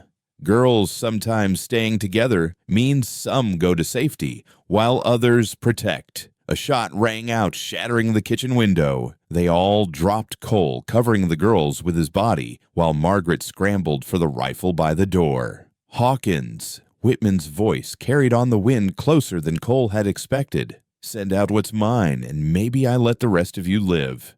Get to the root cellar, Cole ordered. Now. They moved as they'd practiced, Tom helping Margaret with the girls, while Cole provided cover. Another shot splintered the door frame as they reached the hidden entrance. But as Margaret ushered the girls down, Rose broke free, running not to the cellar, but to the barn. Rose! Margaret screamed, starting after her, but Cole caught her arm. Get Lily to safety. I'll get Rose. He ran into the growing storm, the wind now howling like a living thing. He found Rose in Thunderbolt's stall, the massive horse surprisingly calm as she clung to his neck. Papa's horse, she said the most words she'd spoken at once since arriving. Protect Papa's horse. Rose, sweetheart, we have to go. The barn door exploded inward. Whitman stood there, backlit by lightning, looking like something out of a nightmare. His clothes were torn, his face gaunt, his pale eyes burning with madness. There you are, he said, but he wasn't looking at Rose. He was looking past Cole at Margaret, who'd followed despite his orders. Sarah, my Sarah. I'm not Sarah, Margaret said firmly, pushing Lily behind her. Sarah is dead. Your wife is dead. My name is Margaret Hawkins, and you need help, Mr. Whitman. Lies. Whitman raised his gun, but Cole was already moving. The two men collided, the gun spinning away into the hay. They fought with desperate violence, crashing into stalls, scattering tools.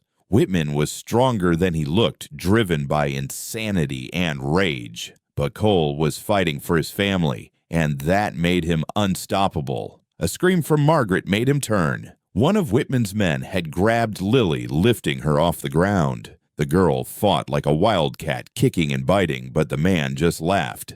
Then Rose moved. Silent, deadly, Rose picked up the gun Whitman had dropped and pointed it at the man holding her sister. Her hands were steady, her eyes cold as winter ice. Let her go. Each word was clear, precise, adult. The man froze, clearly not expecting a child to be armed and competent. In his hesitation, Tom Brennan appeared behind him, rifle butt connecting with his skull. The man dropped Lily, scrambling free, but the distraction cost Cole. Whitman's knife found his ribs, sliding between them with a burst of white-hot pain. Cole gasped, stumbling back, blood already soaking his shirt. No. Margaret's scream was primal. She grabbed a pitchfork, advancing on Whitman with deadly intent. You took everything, Whitman ranted, backing away from her fury. You all took everything. She died because of men like him, because of the war, because of... She died because war is hell, Margaret said, still advancing. Not because of Samuel, not because of anyone specific. People die, Mr. Whitman. It's horrible and unfair, and it breaks us. But it doesn't give you the right to destroy other families. The storm chose that moment to truly arrive. The barn roof peeled back like paper wind, and rain driving in with tremendous force. In the chaos, Whitman's remaining men fled, abandoning their leader to his fate. Whitman himself stood in the wreckage rain streaming down his face, looking suddenly small and lost. The madness flickered in his eyes, replaced momentarily by grief, so profound it was almost tangible. "I just wanted her back," he whispered. "I just wanted to not be alone." "We all do," Cole said, pressing his hand to his bleeding side. "But you can't build happiness on someone else's bones." Lightning struck nearby, the thunder immediate and deafening. In the flash, Whitman seemed to make a decision. He turned and walked into the storm, into the darkness beyond the ruined barn. No one tried to stop him. Within moments, he was swallowed by the tempest.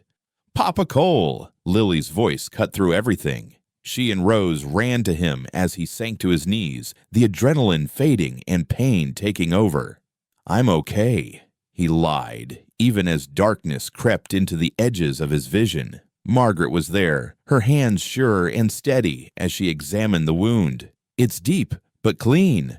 Missed anything vital? Tom, help me get him to the house. Girls, run ahead, get my medical bag." They moved through the storm, Cole supported between Margaret and Tom, the girls running ahead like small, determined spirits. The house miraculously still stood. The windows were shattered, and half the roof was gone. Margaret worked by lamplight cleaning and stitching the wound, while Cole gritted his teeth against the pain. The girls held his hands, Rose on one side, Lily on the other, their presence anchoring him to consciousness. "Stay with us, Papa Cole," Lily whispered. "You promised families stay together." "Not going anywhere," he managed. "Too stubborn to die." "Damn right you are," Margaret said fiercely, tying off the last stitch. "You don't get to leave us. Not now, not ever." The storm raged through the night, but they were together, huddled in the one room that still had a roof. Tom had ridden for help before the worst hit, and by dawn neighbors were arriving despite the roads being nearly impassable. Sheriff Watson was among the first. "Found Whitman's body 2 miles downstream," he reported quietly to Cole. "Looks like he tried to cross the river at flood stage. His men are in custody, what's left of them. So it's over. It's over. You're free." Free. Cole looked at his family. Margaret rebandaging his wound with professional efficiency, Lily helping by holding supplies, Rose quietly singing to Thunderbolt, who'd somehow survived the barn's destruction unscathed. They were battered, exhausted, their home partially destroyed, but they were together. "We need to rebuild," he said. Margaret looked around at the destroyed windows, the damaged roof, the water-stained walls. Then she looked at him and smiled. "We've rebuilt from worse. All of us have." The next weeks were a testament to community. The barn raising they'd attended was repaid tenfold as neighbors descended on the Hawkins ranch. A new barn rose from the wreckage of the old, stronger and better designed. The house was repaired and expanded. An extra bedroom for the girls, a proper medical office for Margaret. Cole healed slowly, but surely Margaret monitoring him with hawk-like attention, while the girls appointed themselves his personal guards, refusing to let him lift anything heavier than a coffee cup, until Margaret declared him mended. It was during his convalescence that Rose truly found her voice again. She started by reading to him from one of the books Margaret had salvaged, her voice halting at first, then growing stronger. By the time Cole was back on his feet, she was chattering almost as much as Lily, making up for months of silence. "Why did you stop talking?" Cole asked her one evening as they sat watching the sunset from the new porch. Rose considered the question seriously. "Words hurt after Papa died. Every word felt like saying goodbye again. But then you showed us that some words make things better, like family and home and safe." "You saved Lily," Cole reminded her, "with the gun. That was brave." "You taught me," Rose said simply. "In the games. You said sometimes we have to be brave to protect people we love. Lily needed me to be brave. And you were. We all were. Even Mr. Whitman in the end. He was brave enough to walk away." Cole looked at this child wise beyond her years, scarred but not broken. "You're going to be okay, aren't you, all of you?" "We already are," Rose said, snuggling against his side. "We have each other." A month after the storm, they held a celebration, not for anything specific, just for survival, for community, for the family they'd built from the ashes of tragedy. The whole valley came bringing food and music and laughter. Cole stood with Margaret as they watched their daughters dance with the other children, their faces bright with joy. His side still ached where Whitman's knife had found him, might always ache, but it was a reminder that he'd fought for something worth fighting for. "Any regrets?" Margaret asked, slipping her hand into his. "Only one," Cole said. "I wish Samuel could see this, could know his girls are safe and happy." "He knows," Margaret said with quiet certainty. "Somehow he knows." Captain Sterling had come for the celebration, bringing with him an unexpected gift, a photograph of Samuel in uniform, serious-faced, but with that hint of mischief in his eyes that Cole remembered from childhood. "Thought the girls should have this," Sterling said, "to remember their father as he was at his best." They hung it in the main room next to a photograph Tom Brennan had taken of their new family. Cole and Margaret seated the girls, standing behind them, all trying to hold still, but Lily clearly about to burst into giggles. Two families past and present, connected by loss, but defined by love. That night, as the celebration wound down and guests began departing, old Martha Jenkins pulled Margaret aside. "You've done something special here," she said, "taken a man who was more ghost than human and brought him back to life. Taken two traumatized little girls and given them joy again. Don't know if you realize how rare that is." "We saved each other," Margaret said. "That's all. That's everything, dear. That's absolutely everything." As the last wagon rolled away and quiet settled over the ranch, the family sat together on the porch. The storm damage was still visible in places, scars on the land that would take time to fully heal. But the important things had already healed or were healing. "Tell us a story, Papa Cole," Lily requested, yawning hugely. "About what?" "About storms," Rose said unexpectedly. "About how they're scary, but also bring rain for the crops. About how sometimes things have to break before they can grow stronger." Cole looked at Margaret, who smiled and nodded. So he told them about storms and breaking and rebuilding, about the way lightning could split a tree, but also charge the air with life, about floods that destroyed but also renewed the soil. "We're like that," Lily murmured, half asleep against her mother. "We got broken, but grew back stronger." "Exactly right, little one," Cole said. "Exactly right." As they carried the sleeping girls to bed, Margaret paused in the doorway of their room. "Do you really think it's over? The danger?" "That danger, yes. But there's always something. Weather, sickness, accidents. Life isn't safe. But it's worth it." Cole pulled her close, breathing in the scent of her hair, feeling the solid warmth of her against him. Every single day, every single moment, they stood there in the doorway, watching their daughters sleep safe and peaceful. Outside, the night was calm, stars brilliant in the clear sky. Somewhere in the distance, a coyote howled, but it sounded like a blessing rather than a threat. They had survived the worst storm, both literal and metaphorical. Now it was time to truly live, to build not just a ranch, but a legacy of love and resilience that would last generations. The crisis had passed. The family had held. The future uncertain but bright, with possibility stretched before them. Spring came early that year, as if nature itself was eager to erase the scars of the storm. The Montana Valley erupted in wildflowers, Indian paintbrush, prairie roses, and seas of purple lupine that made the girls squeal with delight. It had been 6 months since Whitman's death, 6 months of rebuilding not just structures but souls. Cole stood in the doorway of the new barn, stronger and larger than the one the storm had taken, watching Margaret teach a group of local women about medicinal herbs. She'd planted a proper medicine garden, rows of echinacea, chamomile, and willow bark, turning a corner of their land into a healing place. The key is harvesting at the right time, she was explaining, Rose and Lily helping her demonstrate. Too early, and the medicine isn't strong enough. Too late, and it's lost its potency. Like everything in life, Cole thought, timing was everything. Mr. Hawkins.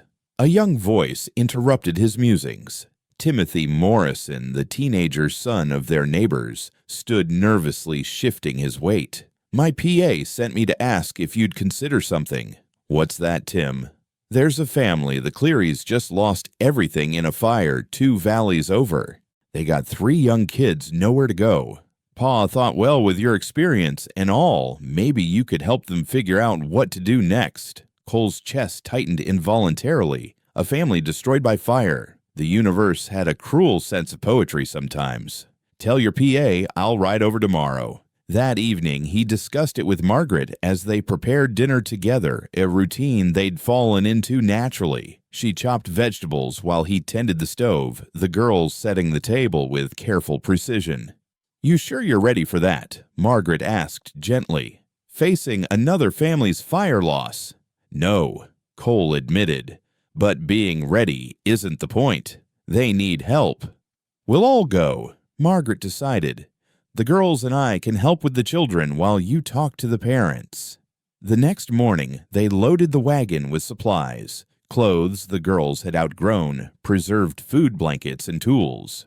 The ride to the temporary shelter where the Clearys were staying was quiet, each lost in their own thoughts. The family was as broken as Cole expected. Patrick Cleary sat staring at nothing, his wife Anna holding a baby, while 2 older children clung to her skirts. They had the hollow-eyed look Cole recognized from his own reflection 3 years ago. Lost everything, Patrick said without preamble. House, barn, livestock. Started from a lightning strike. We tried to save something, anything, but... He trailed off, the weight of failure crushing his words. Cole sat beside him, not speaking at first. Sometimes silence said more than words. Finally, I know. Patrick looked at him sharply. Do you? 3 years ago. Oil lamp. Lost my first wife and son.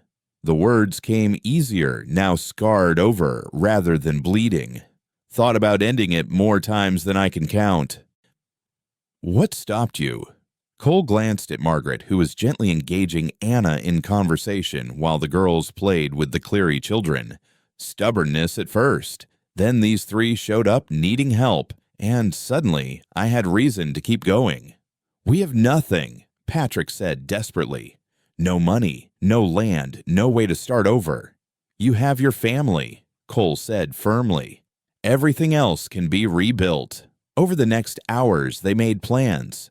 The community would come together for another barn, raising this time a house raising for the Clearys. Cole offered Patrick work on his ranch until they were steady. Margaret arranged for Anna to help with her medical practice, providing income and purpose. But it was Rose who made the biggest impact. She approached the eldest Cleary child, a girl about her age named Beth, who hadn't spoken since the fire. I stopped talking too, Rose said simply. After my papa died, everyone kept saying words, but words didn't help. So I stopped.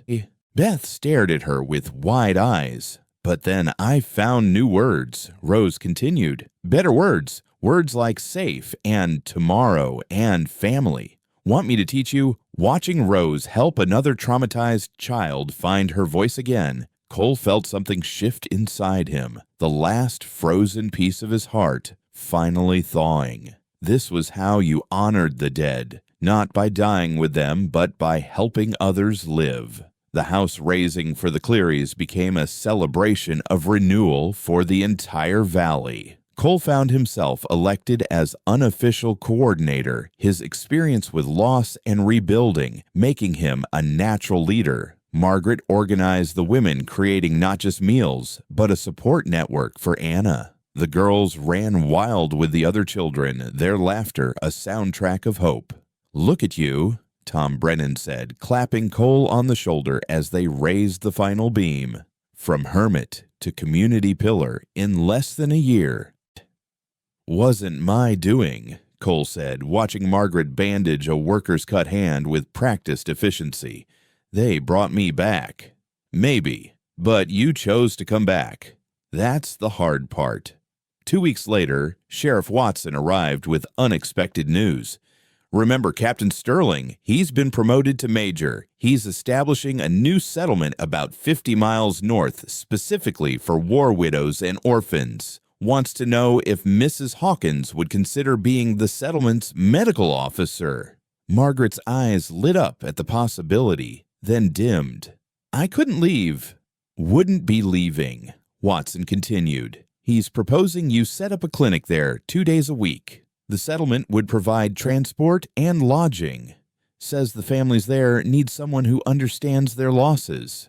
"It's a good opportunity," Cole said that night as they discussed it. "You could help a lot of people." "But the ranch, the girls." "Would be fine. We managed before you came. We can manage 2 days a week." He took her hands. "Margaret, you have a gift, not just for healing bodies, but for healing spirits. Those families need that. You wouldn't mind." "I'd be proud. Proud to be married to a woman who takes her broken pieces and uses them to help others rebuild." Margaret kissed him, then deep and passionate. "How did I get so lucky?" "Luck had nothing to do with it. Samuel knew what he was doing, sending you here." The clinic opened a month later, with Margaret indeed spending 2 days a week at the new settlement. The girls often accompanied her, helping with simple tasks and playing with the orphaned children. Rose especially seemed to find purpose in helping traumatized children find their voices again. One evening, Cole returned from checking the fences to find his family gathered around a letter, faces bright with excitement. "What's this then?" "It's from the territorial governor," Margaret said, voice trembling slightly. "He's heard about our work with the Clearys, the clinic, everything. He wants to establish us as an official refugee station for families in crisis. There would be funding support resources." Cole sank into a chair, overwhelmed. From hermit to refuge. That's quite a journey. "Papa Cole," Lily said seriously, "you always say we're stronger together. Maybe this is how we help other families be stronger too." Out of the mouths of babes, Cole thought. They accepted, and within months, the Hawkins Ranch had transformed into something neither Cole nor Margaret could have imagined. Small cabins were built for temporary housing. The medicine garden expanded into a teaching garden. Margaret trained local women in basic medical care. Cole taught men who'd lost everything how to rebuild not just structures, but lives. And, through it all, their own family grew stronger. The girls flourished, Rose becoming Margaret's assistant in training, Lily showing a remarkable gift with animals that reminded Cole of himself at that age. The photograph of Samuel still hung in the main room, but now it was surrounded by photographs of all the families they'd helped, a wall of redemption and renewal. One evening, a year after Whitman's death, Cole found Margaret standing in the garden at sunset, her hand resting on her stomach, in a familiar gesture. "Margaret." She turned to him, tears streaming down her face, but smiling brilliantly. "We're going to have a baby Cole, a child of our own." Cole crossed to her in 3 strides, lifting her and spinning her, as he had the day she'd first told him. But this time, there was no fear, no anxiety about the future. This time, there was only joy. "The girls," he asked, "are thrilled. Lily's already planning to teach the baby everything about horses. Rose wants to sing it lullabies." That night, they gathered as a family, the girls patting Margaret's still flat stomach and arguing about names. Outside, the rebuilt ranch spread in all directions, no longer a monument to loss, but a testament to resilience. The families they'd helped had left their mark. A playground built by the Clearys, a new well dug by the Thompsons' gardens planted by the war widows. "We did it," Margaret said softly as they prepared for bed. "We really did it. We took our broken pieces and built something beautiful." "No," Cole corrected, pulling her close. "We built something strong. The beauty was always there, just waiting to be uncovered." As spring gave way to summer, the ranch buzzed with activity. The refugee program was fully operational, with families coming for help and leaving with hope. Margaret's medical practice had grown to include an apprentice, a young woman from the war widow settlement. The girls had started a small school, teaching younger children to read and write. And in the center of it all, Cole stood watching his domain, not of land and cattle, but of healing and hope. The man who'd once wanted nothing more than to be left alone now couldn't imagine life without the constant stream of people needing and giving help. One day, Patrick Cleary stopped by his family, now thriving in their rebuilt home. "Cole, I never properly thanked you, not just for the help, but for showing me that surviving wasn't betraying the memory of what we lost." "You'd have figured it out," Cole said. "Maybe, but you made it easier. You and your family, you're proof that good can come from the worst losses."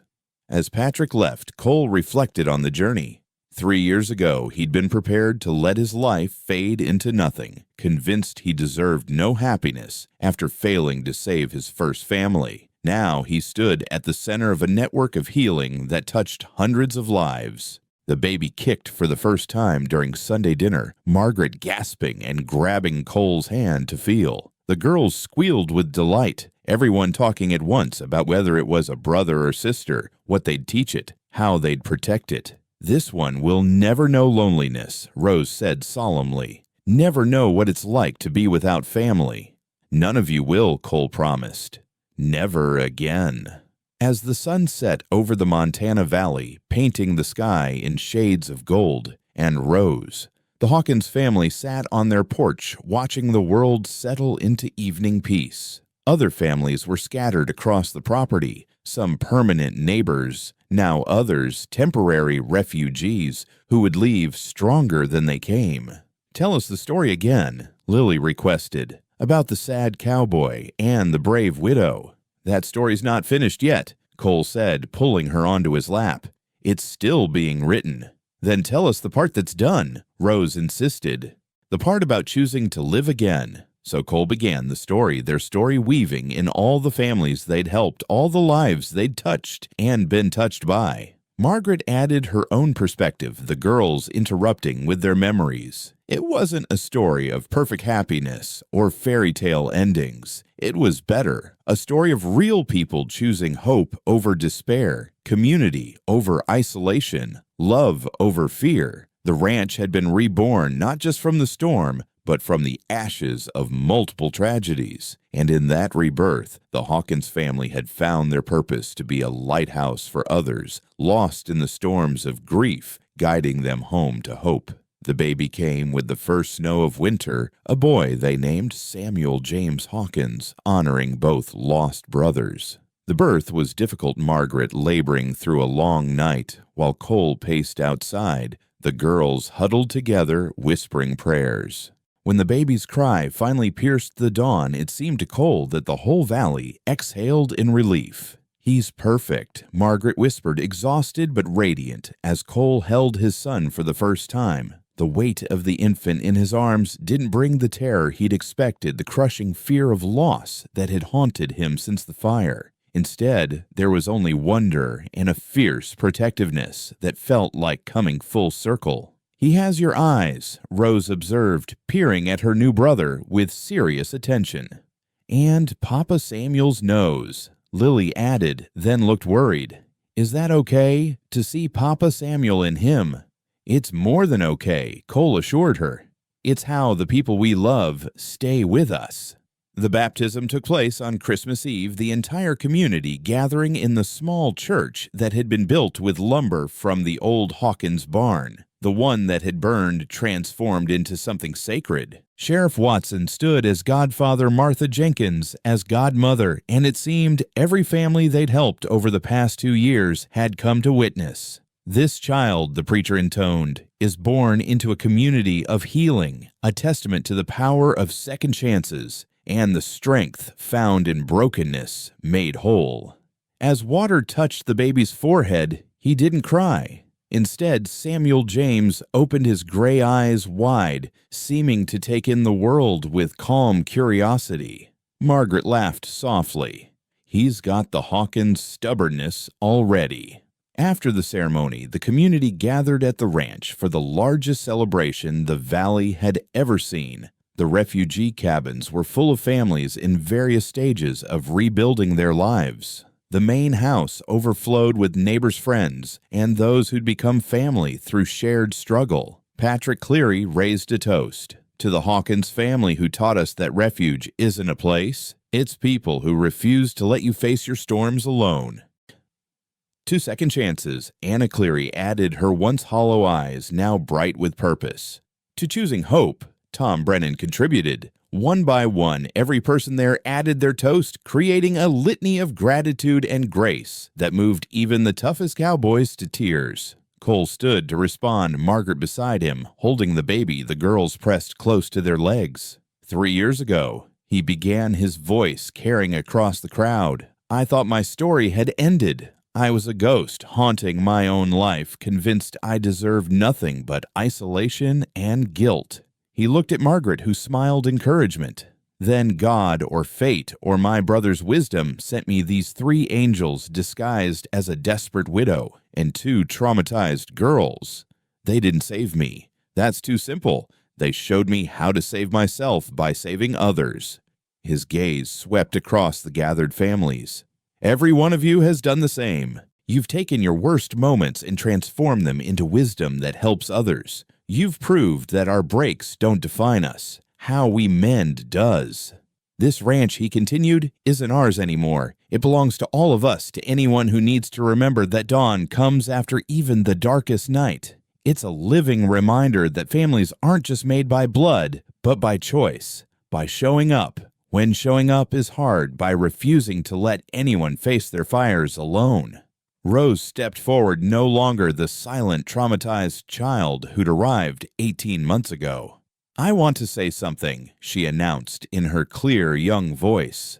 When we came here, I thought words had broken. I thought talking would hurt forever. But Papa Cole and Mama Margaret taught me that words can heal too. They can build bridges between the living and the dead, between the broken and the whole. She looked at the other children present, many of whom had their own stories of loss. So, I want to tell all of you who are scared or sad or quiet, your voice will come back. Maybe different, maybe stronger, but it will come back. And when it does, you'll use it to help others find theirs. There wasn't a dry eye in the room. As night fell and the celebration continued, Cole found himself standing where the old house had burned, now the site of a memorial garden Margaret had planted. Each flower represented a family they'd helped, roots intertwining beneath the soil, just as their lives had intertwined above it. Regrets? Margaret asked, appearing beside him with the baby sleeping against her chest. No, Cole said without hesitation. Even the fire. Without it, I'd never have been broken enough to let you in. Terrible thing to say, but true. Not terrible, honest. She leaned against him. We're all made of our scars, Cole. The difference is whether we let them close us or crack us open to let light in. Mama, Papa, Cole! Lily's voice rang out. It's snowing. Indeed, it was fat flakes falling soft and silent, covering the ranch in pristine white. The girls danced in it, other children joining them, their laughter rising like prayers into the night sky. Next year, we'll need more cabins, Margaret said practically. The program is growing faster than we expected. We'll build them, Cole assured her. The whole valley will help. It's what we do now. Sheriff Watson approached, warming his hands by the outdoor fire someone had started. Got a letter from Major Sterling. The War Widows Settlement is thriving largely thanks to Margaret's clinic. He wants to know if you'd consider helping establish similar refuges in other territories. Cole and Margaret exchanged glances. We'll think about it, Margaret said. But this is home. Whatever we do, it starts and ends here. As midnight approached, the families began departing, each stopping to touch the baby's head, in blessing, to hug the girls, to shake Cole's hand, or embrace Margaret. The Clearys were last to leave, their daughter Beth's voice fully recovered, singing a lullaby she'd learned from Rose. Finally, it was just the Hawkins family standing in the snow outside their home. The ranch spread around them, no longer a monument to one man's isolation, but a living symbol of community and resilience. "Story, Papa Cole?" Rose asked, though she was nearly asleep on her feet. "Too tired for stories," Cole said, scooping her up. Lily took Margaret's free hand, and they walked inside together. They tucked the girls in both asleep before their heads hit the pillows, worn out from excitement and joy. In their own room, Cole and Margaret laid the baby in the cradle Cole had built, carved with scenes from their story. A wagon on a road, a family at a table, a barn being raised, hands clasped in support. "Do you think he knows?" Margaret asked suddenly. "Samuel. Do you think he knows what his letters set in motion?" Cole considered. "I think he hoped. I think he looked at his broken brother and his struggling family and thought maybe, just maybe, the broken pieces might fit together in a new way." "They did more than fit," Margaret said. "They created something entirely new." As they settled into bed, the baby sleeping peacefully, snow falling steadily outside, Cole reflected on the journey. From the ashes of his first family had grown not just a second chance at personal happiness, but an entire network of healing that rippled out in waves he couldn't have imagined. Tomorrow there would be work, families to help, medical calls to make, ranch duties to handle. The girls would need teaching, the baby would need tending, the community would need serving. It would be hard, sometimes heartbreaking, always demanding. But tonight, in the warm circle of his family's love, surrounded by the proof that broken things could be made stronger than they were before breaking Cole Hawkins' new peace. Not the peace of isolation he'd once sought, but the peace of purpose fulfilled, of love, renewed, of hope restored. "I love you," he told Margaret in the darkness. "And I love you," she replied. "My sad cowboy who became a beacon of hope, only because a brave widow showed me how." Outside, the snow continued to fall, blanketing the world in white, covering the scars of old wounds, preparing the ground for spring's eventual return. And in the Hawkins house, a family born of tragedy slept peacefully, their dreams full of tomorrows they'd build together, one healing at a time. The circle was complete. From death came life. From isolation came community. From ashes came not just phoenix flames, but an entire forest of new growth, sheltering all who needed shade, offering fruit to all who hungered for hope. The virgin cowboy, who'd asked, "Where is he?" had found his answer. They were all exactly where they needed to be.